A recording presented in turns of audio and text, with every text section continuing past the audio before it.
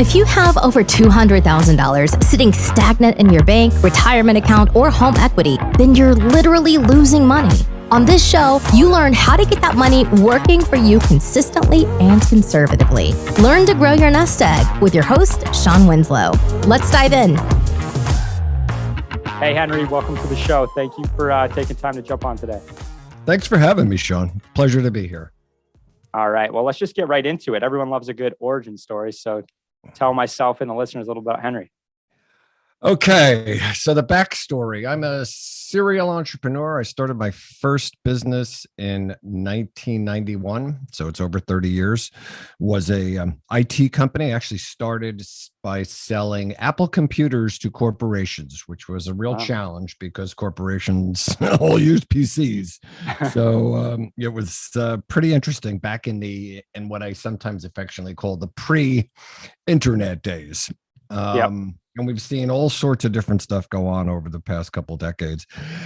We spawned a leasing company. I was in the factoring business. I built spec houses. I had a home theater business, 20 years ago that we started as plasma screens were just coming to the market. So we built these idiotically expensive home theaters for people that they're now ripping out and turning into gyms. So it's kind of funny how the trend has changed. But yeah, that's pretty much the backstory. I recently got my real estate license here in the state of Connecticut. I did so I call myself the world's oldest rookie real estate salesperson. So yeah, do a lot of fun stuff. Wow, you have done a lot. Yeah. From IT, spec homes, leasing company, home theaters, now rookie real estate salesperson. Mm-hmm. What's your kind of goal with the real estate license? Well, part of it was, kind of a bucket list thing, but I just never really got around to it. And then we bought this house here in Connecticut. We closed in December of 20. So it's we're at the end of March in 22. So we moved in April of last year. So we've been here about a year. And the transaction was just awful. I mean, everybody's talked about the horror stories that are going on, the bidding wars and the paying over ask. We inadvertently got involved in that, even though it wasn't our plan. Our plan was we were empty nesters and we wanted to move out of the New York area and kind of downsize. We just got caught up in the traffic, but we've done enough real estate transactions to know that if you got to bid over the ask, you bid over the ask, and cash is king. So the funny thing was that we had bid over the ask. There were at least a dozen other bids, a bunch of which were greater than ours, but nobody else bid cash. So the sellers did the smart thing and took our offer. But the transaction itself was so awful. The agents were just so incompetent that really just kicked me into gear and said, you know what? It was on the list. Let's do it. Right? How hard could it be? 60 hours of Zoom calls and take a test. There you go. That was pretty much it. Yeah. Well, that sounds like the quintessential entrepreneur to me. When you see there's an error or you find a way of doing something better and you jump in. So that sounds like that to me. The pitch is I've signed in angel investor groups and stuff. And the pitch is always the blah, blah, blah business is broken. Our newfangled gizmo or app or SaaS product fixes it, right? How many times have you heard that story? Yeah. Right. I mean, that's just kind of how it was. Now, I'm not trying to fix the real estate business. I am trying to kind of build my own little franchise that maybe differs a little bit from the basic stuff that people are doing, but it's still a work in progress. There's still a lot of marketing and a lot of other things that have to be done. And the other reason is I wanted to be able to, I guess, see how the sausage is made. Right. It was always a bit of a real estate was always a bit of a black box if you're on the other side. But once you get access to the MLS and you kind of see all the gory details, you can get a little better sense for how the process works. Yep. Well, I want to talk about your book, Financial Intelligence, FQ. I know that I really want to hear about it, and I know my listeners would, because we have a lot of entrepreneurs, investors. So I would love to hear more about the book if you wouldn't mind Sure. talking about Well, that. in my origin story, I kind of skipped over what I've been doing for the last almost 10 years, which is as an entrepreneurial coach. So I've been coaching business owners, people who are where I was 30 years ago. That's been my main avocation. But then a couple of years ago, I was in Bangkok at a conference for location independent businesses, digital nomads, many of whom were my clients and are still my clients. And I was sitting at a mastermind table with a group of coaches, and we were talking about our Jim Collins big hairy BHAG. And I said, I really want to write a course about finance that I could share my 40 years of experience, because I've been investing. I bought my first stock when I was 17. I was still in high school. And I've been managing my own money, investing and growing it, if I might say, rather successfully over my adult lifetime, and not even professionally, just as kind of a regular guy doing it for themselves. So I felt they had a lot of wisdom, and I did. I came back and I wrote the course. And then I enlisted a dozen volunteers. I tested the curriculum. And then a few people said, this would make a really good book. You should turn it into a book. That'll be your lead magnet. People will read the book, and then they'll want to learn it from the master. And that took me down this year-long rabbit hole of actually creating a book, because when I was building it, I never anticipated that I would actually be publishing this on paper and putting it out into the world. And there's just a different set of rules. 250 infographics. I had to hire a guy on Fiverr out of Serbia to convert them into vector files. That was something I hadn't anticipated. But my designer said, you can't print this stuff. It'll look terrible. So weird things like that. But yeah, the goal was give people a kind of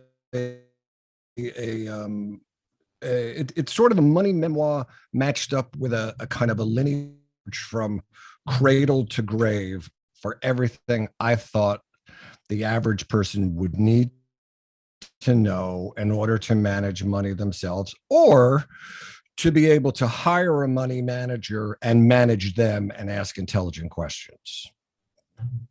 I think that's the most important part too. Like if you're not going to do it yourself, you need to know what questions to ask, because sure, there's a lot of, I don't know if shady is the right term, but maybe it is. There's a lot of stuff going on out there that shouldn't be.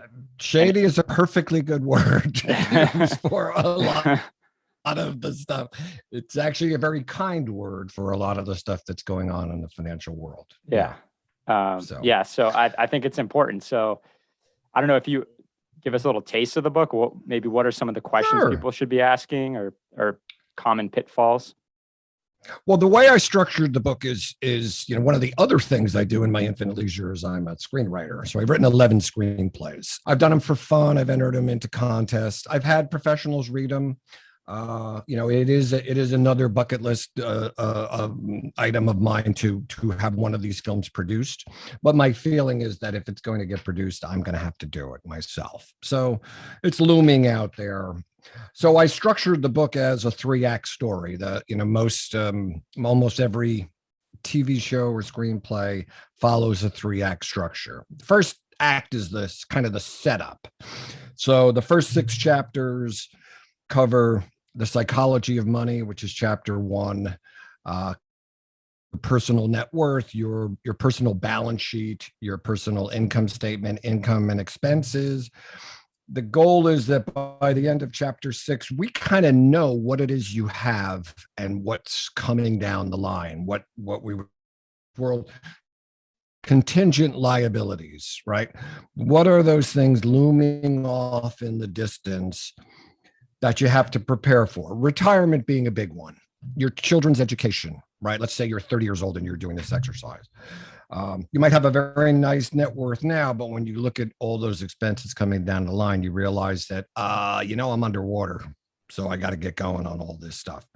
The second act is where I talk about the nuts and bolts: stock investing, real estate investing, commodities, cryptocurrency, whatever it is, bond market.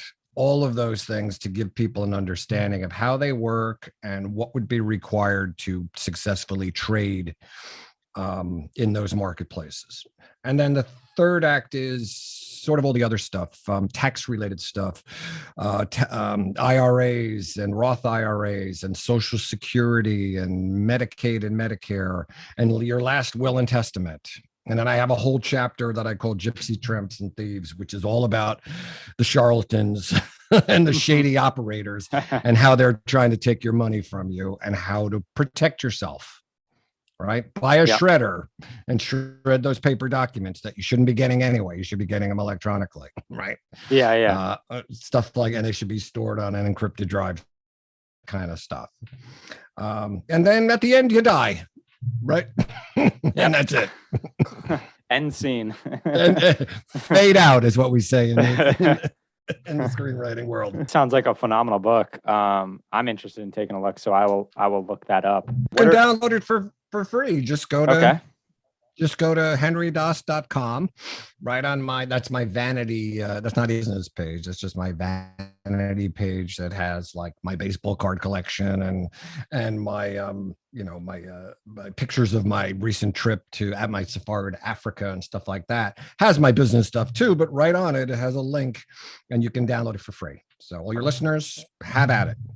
That's great. Thank you, Henry. I'm sure there'll be a lot of value in there. So listeners, I would definitely take advantage of that and check it out. So you do a lot of coaching. What are some common mistakes or pitfalls you see entrepreneurs fall into? Because I know there's a lot out there. Well, so I have two different coaching disciplines. I coach entrepreneurs about everything business related. And then I coach entrepreneurs and regular people about personal finance. But the parallels are there's a lot of parallels there. And I guess the biggest one, somebody asked me on another podcast, and I've done a lot of these about what's like the biggest takeaway. And I talk about risk, assessing risk. Most people, I probably even include myself in this, although I'm probably better than most people suck at assessing risk. They just do. They have no idea, right? They'll say, I got FOMO. I want to get into Bitcoin. I want to get into crypto. Everybody's becoming a gazillionaire, right? And they don't think about what are the risks involved, right? Same thing with the stock market, real estate, et cetera, et cetera. Everything has both known and unknown risks that you need to assess. And anytime you are trying to assess a return on investment, right, an ROI on some sort of product, looking at the raw ROI is one thing, but looking at the risk-adjusted ROI is a whole nother thing. So something you have to assume that something that's doing, 50%. I remember back in the go-go, right before the dot bomb at the turn of the century, back in the late 90s, early 2000s, I got a call from a guy and he said, our fund returned 200% last year. And this year we anticipate 300%, right? I swear, this was a real phone call. I was at the office. I said, I got to be honest with you. If you had come to me and told me that you could get me 8% pretty much guaranteed with no risk, I would give you all of my money. Yeah. But I'm not 200, 300. Sorry, you're in a fantasy world. I'm not doubting you did 200%. Try doing that year after year. Try beating the S&P. It's hard enough for enough people. And I'm not even a believer in any of the indexes. I talk a lot about it, how index funds and all that stuff is just an arbitrary illusion. Come up with a return that you're comfortable with. What would you like to make? I'd like to make 7% after tax, right? Be a pretty good return if you could do that for a very low risk. Yep. And then figure out how you're going to do that. But people don't. They just chase things or shiny object syndrome. Yeah, follow just some trend or listen. One of the things, although it's going to be a little contrarian because I'm giving people somewhat of advice here, is to shut all that off. All right. I wrote about it in the book, how I botched a trade because I was listening to guys on CNBC. And that was years ago. And from that day forward, I never listened to those shows. I never turned them on. Bloomberg, CNBC. I have a few trusted resources that I use, and I have a bunch of tools, some of which are homegrown, and that's what I follow. and I ignore all the pump and dump and all the stuff that's out there in the world, trying to separate me from my money. Exactly. That's what they're there for. That's how they make money, when they separate it from you, the investor. So, Right. Ask yourself, anytime you get pitched something, what's in it for them? Forget about you. Why are they offering this? Anytime a manufacturer goes out there and changes the business model, right? Remember, in the software business, we used to sell software, and we would sell Quark Express for $500-$600 a pop to our corporate clients. That business model has changed completely now. Now it's the subscription service, because they figured out, I don't want to sell it to you once. I want recurring revenue. yeah. Right. So you don't go and you buy Adobe Photoshop for $500. You pay $20 a month, and they'll give you free upgrades and all that stuff. But over the course of time, they are making much more money on you. Right. Yep. And only a fool would believe that they changed that because it was benefiting you. They're not in the business of benefiting you. Right. They've got shareholders.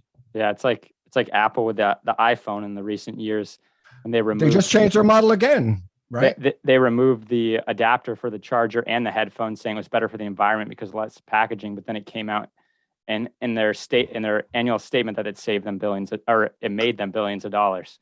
Billions of yeah. I think they just changed the iPhone. It's like a leasing thing. They used to sell them, and then first they would lease them, and then they would sell them. They're constantly looking at a way to squeeze more revenue out of it. And as an entrepreneur, you got to do the same thing. 100%. Yeah. Right. I mean, you can only cut expenses so far before it's just you're down to the bone. And sometimes it's a law of diminishing returns. You start cutting expenses so much that it impacts your ability to do business.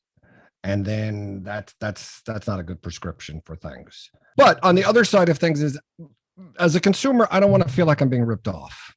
Right. And there's a lot of stuff out there that is like, it was interesting. I just got, right before we went online here, I need a new staircase for this house that we bought. This house dates to the 19th century. Wow. And the staircase is a disaster, and we need to change it. We need something that's a little more senior friendly. And the guy, I found a few people online, and he writes me back. I sent him a very copious description of what it is that we're doing. And he says, well, I could send somebody up there, but we charge $95 to do the measurements. Now, I've already had somebody here to do the measurements who didn't charge me anything. Yeah. And my feeling as an entrepreneur and as an entrepreneurial coach is, nah. No, that's your cost of doing business, not mine. Right. Exactly. Right. Yeah. That, I think, is just a bad business practice. I've never done it. My wife's an entrepreneur as well. She's never done it. Never, ever charged anybody for an estimate. And there are enough people out there who don't charge for an estimate. So why would you do that? $95 really? Is your life in a balance? This is probably a $15,000 job. Why would you nickel and dime me from day one to replace my staircase by charging me for a guy to measure it? Heck, I can go measure it for you. I'm an engineer. I know how to work a tape measure. Yeah, that's true. It's probably because his prices are so out of whack that he doesn't win most bids. So he has to cover his expenses somehow. I don't know. And frankly, I don't really care, because it's kind of a commodity business, right? Exactly. I've had staircases replaced in other houses too. And I go out to a bunch of guys, and I find a guy that I like, and I say, build the thing for me and come and install it. Right. Yeah. No, my point was just he probably needs to look at his business model from top down to assess why is he charging that fee, Right. I mean, I might even ask him. You make a good point. Maybe I'll send him back. Maybe I'll send him a note and say, explain to me why you charge $95. Yeah. When because the price of gas is up to $5 and the cost of driving here. I mean, it does. Gas has gotten. Funny thing is, it's actually still cheap compared to what it is historically, but people see the number, $5. Oh my God. Right. When you consider in 1979, gas was $1.25 during the oil embargo. So if you adjust for inflation, it's still significantly higher than it is today, but people don't know that. Right. I know that, but people don't. Right. Well, the media is not going to let them know that. But I'm glad you brought up risk, because that's and the expense part. There's only so much you can bring down, because that's a big thing I personally think in the real estate market right now, with so much money getting dumped into it because they're just chasing yields and the appreciation we've seen in the last 2 years, both from just appreciation on the asset itself, but also rent appreciation. There's a lot of risk because people are still analyzing deals based, at least I think they are, based on the assumptions that they're going to see. Maybe not quite as much appreciation, but still more than they should be analyzing the deal, underwriting the deal with, especially when it comes to rates rising. We don't know where that's going to go. Correct. Yes, there is a huge deficit in housing units in this country, so the demand's there. But what happens if there is some type of pullback? And yeah, you could fill that unit, but are they going to pay? Where is your economic vacancy going to be at? Who's actually going to be paying? So that's one thing I'm glad you said that. I want to bring that up to the listeners. When you're analyzing deals, you got to take that into account. I know you want to get deals to work so you can submit an offer, but what happens 2-3 years down the road and you lose that deal?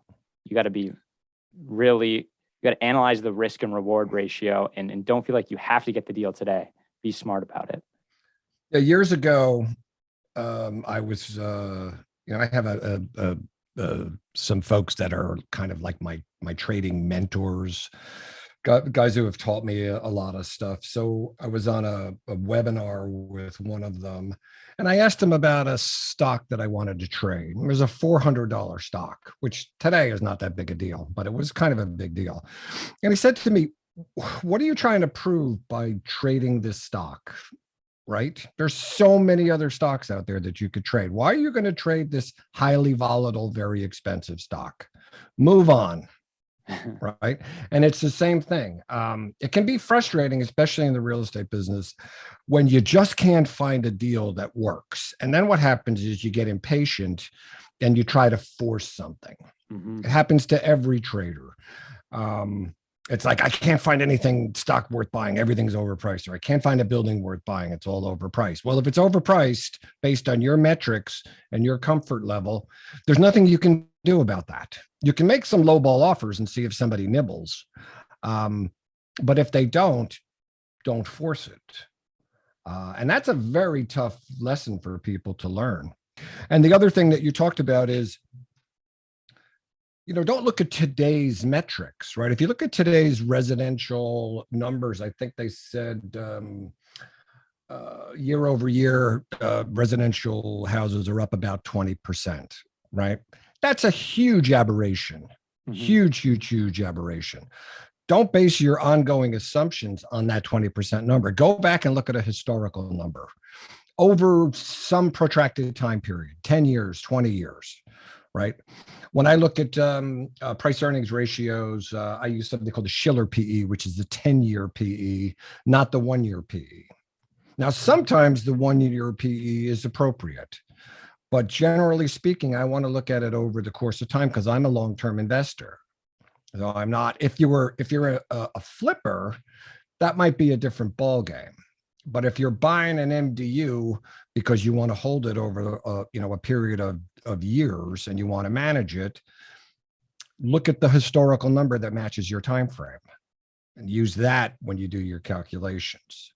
And also when you're looking at expenses, it's the same thing. For instance, I have a friend who owns a multi-unit student housing at a New York public university. We were on a call the other day and he said, I got a little bit of a problem because the fuel costs have gone up so significantly and our students, they just pay a flat number, right? And I can't go back to them and say, hey, I can't add a surcharge to this. I don't have the ability to do that within the lease, the way the lease is written. Right. So I said, well, you might want to take a look at the lease moving forward and put some kind of a clause in there that gives you the ability to do that if fuel is going to be volatile. But otherwise, yeah, you're kind of stuck for this year. I mean, and it's a significant expense. So there's a perfect example of a contingent liability, an unknown, something that you hadn't really anticipated. What people who in this particular example do is they use the futures market, right? That's what the futures market's there for, right? And you buy contracts on fuel and where your fuel supplier is now obligated to provide it to you at the cost of the contract, not at market rate. Mhm. Again, there's a risk.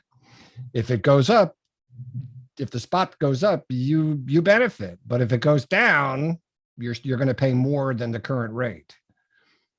But at least it's locked in, right? It's a Right. number, and I know what it is. And for me, I'd rather have the predictability, sort of like what they did with phone plans, right? For years and years and years, they had all these overage charges. Used to drive me crazy. Oh, Give yeah. me an unlimited plan. I don't care. I'm not going to sit there and micromanage it. I just want to know this is going to cost me $100 a month, no matter how much I talk. Yeah. That's what I want to know, because that I can hang my hat on. But variable costs, that's tough and that's risky. Right. Yeah. It makes it easier to budget when it's fixed. So buying all futures, I get that. Yeah, you might pay up. I mean, you might pay more if than the market if it goes down, but you know it's going to fit into your budget more the other way. Absolutely. It could blow your budget up. I'm glad you brought that up. That's a good point. We don't, most of our properties, they do pay for most of their utilities, but we also do own some student housing. So that is a very good point. And right now it is volatile, and it definitely, let's face it, it affects your returns, and there's nothing we can do about it. So, and remember, your lease is a living document, right? Yep. That's why they have a rider on the end of it. I'd leased a space in New York for 20 years, and I was very good friends. Still am pretty good friends with the landlord. And every time we renewed the lease, we had to sign a new rider. And it was always different. I'm like, do I got to read this again, Jeffrey? He goes, yeah, you do. I added some stuff. I said, give me an example of what you added. He said, well, I added something that says you can't run a pornographic business out of your space. I said, really? Why did you add that? He said, because I had a guy who rented a space and he was running a pornographic business out of the space, and I don't like that. And his neighbors didn't like that. And so after the fact, I had to add another clause into the rider that says you're prohibited from running those kind of businesses in any of my 600 spaces. I said, all right, makes total sense. So, and I think most landlords know that's not just some boilerplate. Which was another thing in my real estate transaction that went on here in Connecticut, because we'd never bought in Connecticut before. But the contract is created by the agent, by the real estate agent. I'm like, this is supposed to be created by a lawyer. The last house I bought in Westchester had a 5-page rider on it, and this had no rider. It was like it just had what it had. I'm like. And I had no time is of the essence clause, and I said I flagged that, and the lawyer said we should just keep that under our hat. I said, no kidding. How could they put in a contract that doesn't have a time is of the essence clause? I'm not a lawyer, but I've done enough transactions to know. Yeah, you want to have that in there. And sure enough, we missed the closing date. And then they sent us the time is of the essence letter. And I'm like, oh, well, I bought myself 30 days for free that I never should have gotten. Right. But I flagged it immediately. And so did my lawyer. And he said, well, we're just going to keep our mouth shut and sign it the way it is. And that's exactly what happened. So, yeah, that's a good point. Listeners always use an attorney because there are states, it's not just Connecticut, that the agent creates the agreement. And it's just, I don't understand why are non-lawyers creating legal contracts? That's just weird. Right. Right. Yeah. Always cover yourself, because we're not professionals when it comes to that. No. That's why that's why they get paid the big bucks. So so use them. Exactly. Another cost of doing business. Right. Yeah. Right. It's just that you got to pay a couple grand for a lawyer. Do it.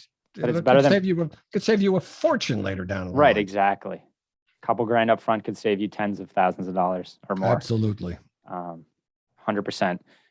All right. This has been a great conversation, but before we get going here, is there anything else that you want to bring up? I know. Is there like a big money trap that you see people make? I know that would probably be beneficial to listeners. There's a couple. I was talking about one the other day with somebody about being over-diversified. or under-diversified. So, I have a client, does very well, entrepreneurial client, probably close to a $20 million business now. And when I started with him, it was $1 million business like 5 years ago. So really Wow. kind of gone parabolic. And every once in a while he'll ask me to help him out, go over with his investments and stuff. And he owns 3 stocks and he's got 7 figures in them, Tesla, Apple, and I think Adobe. That's it. And I say, you might want to consider some other sectors, right? You might want to consider diversifying a little bit. Sure, your return will take a hit, but so will the risk involved. And then I've got other people that I deal with who talked about, you mentioned shiny object syndrome. Well, they just want to buy like everything that's out there, right? And they're over diversified. And then you got the folks who are like, I'm just going to put money in the S&P 500 index fund and let it go and not look at it. It's like, no, you don't want to do that either, right? You want to come up with a formula that works for you. And I wrote about it in my book. At one point in time, I owned 45 different stocks. And this was maybe 10, 12 years ago. And then I went on a trader's retreat in China, actually in Macau. And I kind of got the impression from everybody that I was a little over diversified. And I said, you know what? I'm going to limit it to 20. I call it the Daas 20. But over the last few years, it's been maybe 12. I've got 12 stocks in my portfolios. I have rules because that's about as much as I can manage. It gives me enough flexibility to diversify across sectors. And there are 11 different sectors in the market. And usually either tech or finance is the leader on a year-over-year basis. And then, energy was a laggard for a bunch of years. And then this past year, energy went crazy and beat everybody. So you want to look at your portfolio and you want to rotate out of stuff that's past its prime and rotate into stuff that's got a higher growth opportunity. That requires some management on your part. So just dumping it all into the S&P 500, sure, you're diversified, but you're going to do as well as the market does. And sometimes markets do great. Last year, I think the S&P was up 28%. But in other years, like 2008, it was down 40%. Right. It takes a long time. When you have a downdraft, it just takes that much longer just to get back to even, no less to actually make money. Right. When that goes down 40%, it's going to take you 3 years just to get back to where you were before that. That's tough. You cannot allow those kind of hits to your portfolio because it's the kiss of death. Yeah, and I've talked about this before to the listeners. Volatility erodes your portfolio because if you lose a chunk, it takes a lot more just to get back to even break even. It really, really does. And I'm glad you brought up the whole diversification thing too, because like you said, not even where you maybe over diversified from a standpoint of, hurting your returns, but also just managing that. I used to work for a fund company and the funds would have, 50, maybe up to 70, but that was even a lot. And you're talking about a fund that has 1 to 2 portfolio managers, a handful of analysts, and a research team, and that's what they handle. So I'm glad you brought that up. I own mutual funds. Yep. And I look at their portfolio to make sure that we don't have too much overlap. Yep. I actually dump everything into a portfolio on Morningstar, and then they have a neat little tool that will show you, that actually will look at the mutual funds versus your stocks, and it'll kind of show you the overall weightedness. It would be really hard to do that manually. They'll do it for you right away. And you could say, oh, you know what? I didn't consider that this stock had so much in tech and now I'm overweight. I need to peel it back a little bit. Conversely, you may look at it and say, I don't have any exposure in the energy sector and it's kicking butt. So I need to up that. But again, whether you do that or you hire a professional to do that, and if you hire a professional, you can ask them, just give me those reports on a monthly basis so I can monitor what it is that you're doing. I just don't believe in robo investing. I don't believe in mobile investing. I tell people, Don't ever buy or sell stocks from your phone or your iPad or anything like that. Always do it from the same place when you're nice and chill. Right. I do a morning 5-question psychological profile. I've been doing it for years and years and years. I do morning homework, and I always do it from the same machine. And when I trade, I always trade from the machine with my charts and everything. That will prevent you from impulse trading. It'll prevent you from FOMO. It'll prevent you from standing in a line at Starbucks and saying, "Oh, I think I'm going to buy this." Right? Don't do that. Yes. That doesn't work. Don't trade on emotion. No. And it's easy to do that from a phone. Yeah, absolutely. I'm glad you brought that up, because I know a lot of I know real estate investors can fall into that trap as well. It's not just equity traders, but real estate investors. You get attached to a piece of property and you're like, I got to have it. Some little thing pops up on your phone, and it's like, it's funny thing is, it's actually how we, strangely enough, it's actually how we found out about this house. Is my wife was making an appointment for another house, and a little Zillow alert popped up while she was talking to the broker and said, "You know what? I want to see that house too." And that house ended up being the house we bought. Awesome. Yeah. So, but again, it was just, we weren't executing the transaction online. Right. It was just informational. Right. Right. So if something pops up on your phone about some hot stock, great. Go back to your station, put it on a chart, go read the 8K or go look at the financials, do your homework. Right. I remember years ago, I had never heard of Lululemon.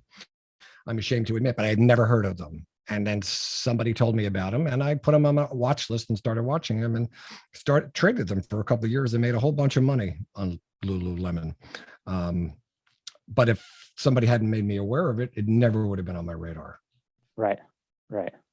No, that's a great point. I'm glad you brought that up. And this kind of comes to my last question, which maybe that was the piece of advice, or you've already mentioned it, but I always ask, if you had that whole quintessential, if you had the time machine to go back in time and tell your younger self as an entrepreneur one thing, what would that be?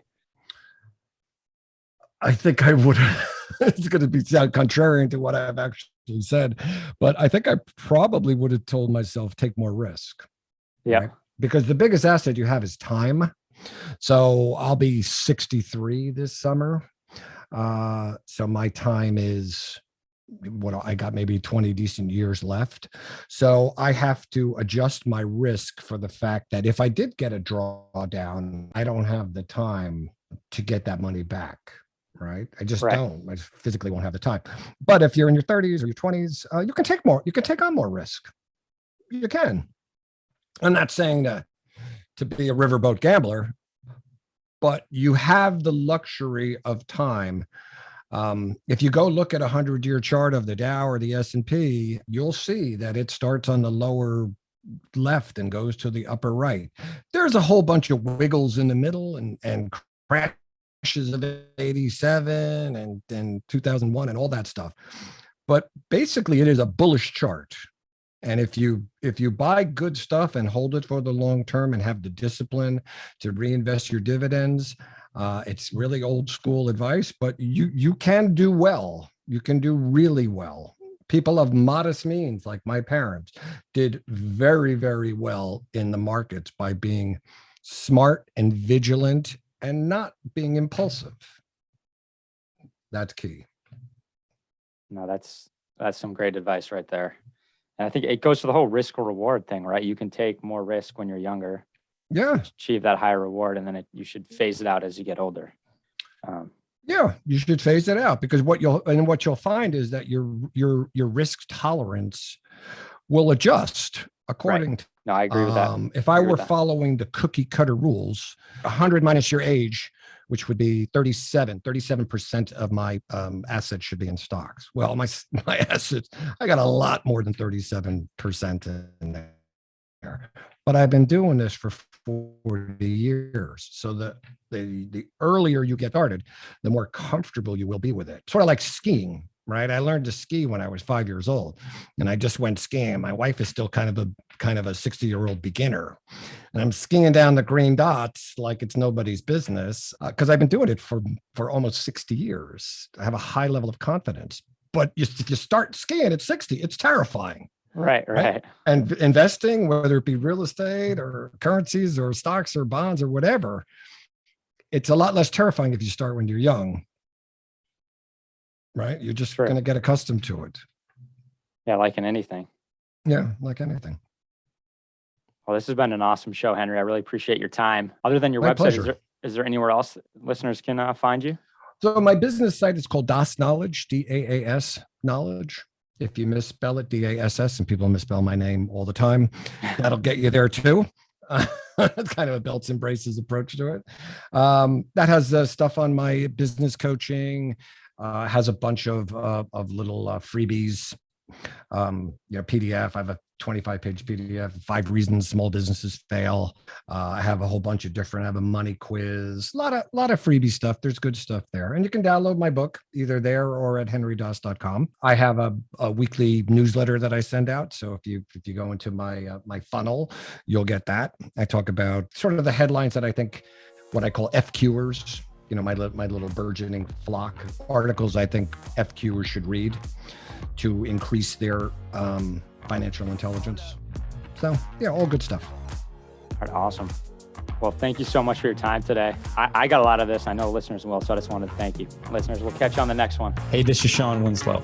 After being in the financial service industry for years and having candid conversations with good people just like you, I realized that so many of us are wanting an investment strategy that provides solid returns and consistent income without the bumps in the road. There's little known secret that your financial advisor doesn't want you to know. There is an investment out there that is less volatile and the returns are stronger. Get more details by going to greenbriercg.com and clicking on the free e-report. And by the way, if this show has provided you any value, then feel free to leave an honest written review and of course share it with a friend who needs it. See you next week for another great show.